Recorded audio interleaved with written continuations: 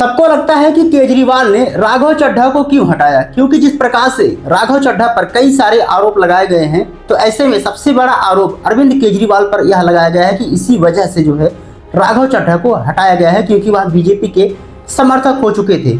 इसके अलावा ऐसे कई सारे आरोप जो है राघव चड्ढा पर लगाए गए हैं, जिसको सुनकर आप चौंक जाओगे। दोस्तों, दरअसल होता यूं है कि राघव चड्ढा पर ऐसे कई सारे आरोप लगाए जाते हैं, जैसा कि शायद आपको पता होगा कि पिछले कुछ महीनों से राघव चड्ढा किस प्रकार से पार्लियामेंट में जो है किस प्रकार से जनता की जो आवाज़ उठाते थे।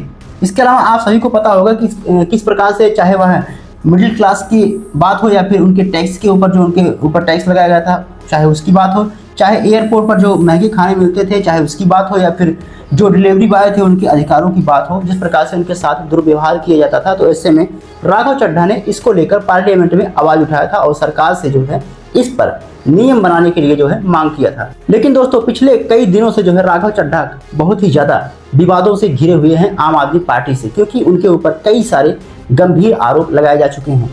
इसके अलावा समझने वाली बात यह है कि किस प्रकार से राघव चड्ढा ने खुद एक वीडियो सोशल मीडिया पर जारी करके यह कहा था कि मुझे जो है खामोश करवाया गया है और मैं वो दरिया हूँ जो सैलाब बन सकता हूँ। मतलब यह मंजर बहुत ही ज़्यादा भयावह हो सकता है। आने वाले समय में राघव चड्ढा कई सारे कदम उठा सकते हैं।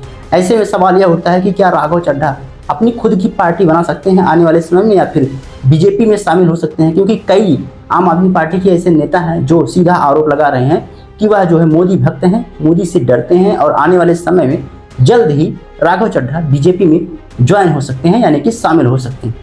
दोस्तों, लेकिन आइए देखते हैं कि आखिर राघव चड्ढा पर आम आदमी पार्टी के ऐसे कौन कौन से नेता हैं जो सीधा आरोप लगा रहे हैं राघव चड्ढा के ऊपर। जैसा कि आम आदमी पार्टी के एक नेता हैं, उनका नाम है अनुराग डांगा। उनके द्वारा एक आरोप लगाया गया है कि तुम डर गए हो राघव चड्ढा, तुम असली मुद्दों को उठाने से जो है संसद में, पार्लियामेंट में घबराते हो, डरते हो। इसके अलावा सौरभ भारद्वाज के द्वारा एक आरोप लगाया जाता है राघव चड्ढा पर। उनका कहना है कि तुम्हारी जो नीति है वह जो है सॉफ्ट हो चुकी है बीजेपी को लेकर। इसके अलावा ऐसे कई सारे आरोप हैं जो राघव चड्ढा के ऊपर आम आदमी पार्टी के द्वारा लगाए जाते हैं। जैसा कि आतिशी एक विधानसभा क्षेत्र से, दिल्ली विधानसभा क्षेत्र से होकर आती हैं और उनके द्वारा एक सीधा आरोप लगाया जाता है कि आने वाले समय में राघव चड्ढा बीजेपी ज्वाइन कर सकते हैं। लेकिन सबसे बड़ा सवाल उठता है कि आखिर राघव चड्ढा के ऊपर इतने सारे आरोप क्यों लगाए जा रहे हैं। जैसा कि इनका नाम है संजय सिंह और यह आम आदमी पार्टी के एक अहम चेहरा माने जाते हैं। इनके द्वारा एक आरोप लगाया जाता है राघव चड्ढा जो है लोकतंत्र को जो है संकट में होते हुए भी उस पर कोई आवाज़ नहीं उठा रहे हैं। इसके अलावा जो है किस प्रकार से जब टीएमसी ने जो जिस प्रकार से महाभियोग प्रस्ताव लाया था चुनाव आयुक्त के खिलाफ, तो किस प्रकार से राघव चड्ढा ने उस पर साइन करने से इनकार कर दिया था। लेकिन राघव चड्ढा ने अभी हाल ही में एक वीडियो जारी किया है और इन सभी आरोपों को पूरी तरीके से खंडन किया है। अगर आप इसके बारे में डिटेल में जानना चाहते हैं तो इसी वीडियो पर क्लिक करके देख सकते हैं। लेकिन दोस्तों, आइए और देखते हैं कि ऐसे कौन कौन से आरोप हैं जो राघव चड्ढा पर लगाए जा रहे हैं।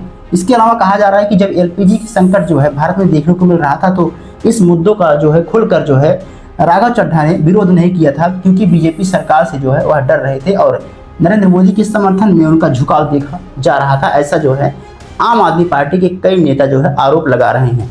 इसके अलावा एक आम आदमी पार्टी के नेता हैं जिनका नाम है सौरभ भारद्वाज, और उनके द्वारा एक आरोप लगाया जाता है, एक बयान जारी किया जाता है कि जो डर गया समझो वो मर गया, और यह एक डायलॉग भी बन चुका है आज के डेट में।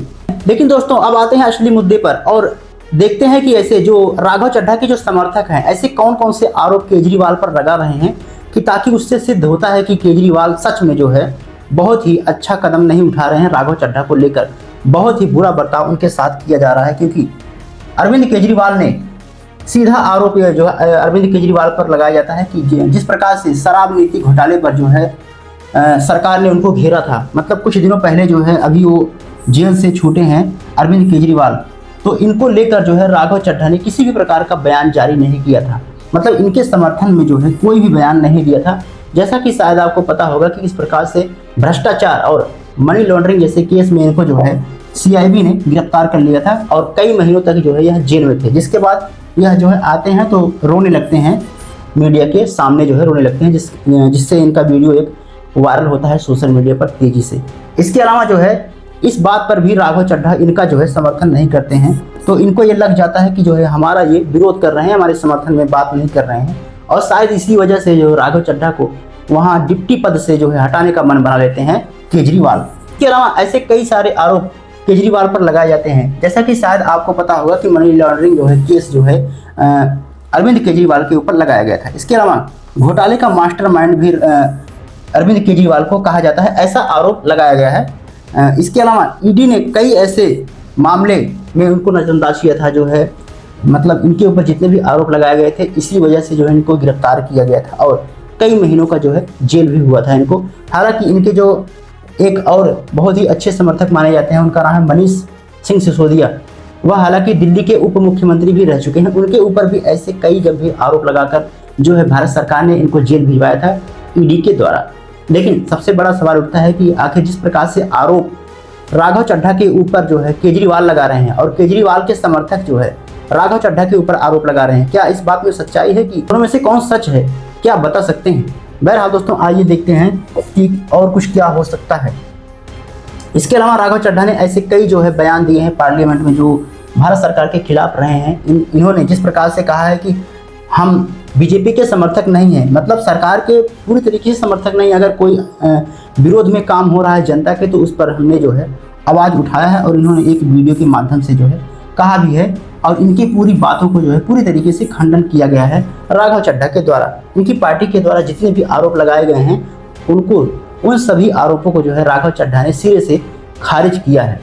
इसके अलावा राघव चड्ढा के ऐसे कई समर्थक हैं जो ये कहते हैं कि जब शराब नीति घोटाले में जो है अरविंद केजरीवाल को गिरफ्तार किया गया था तो खुलकर जो है राघव चड्ढा ने उनका जो है बचाव नहीं किया था और इसी वजह से जो है कहा जा रहा है कि केजरीवाल जो है अब उनको जो है डिप्टी पद से इसी वजह से हटा रहे हैं क्योंकि वह जो है उनसे जो है नाखुश हैं।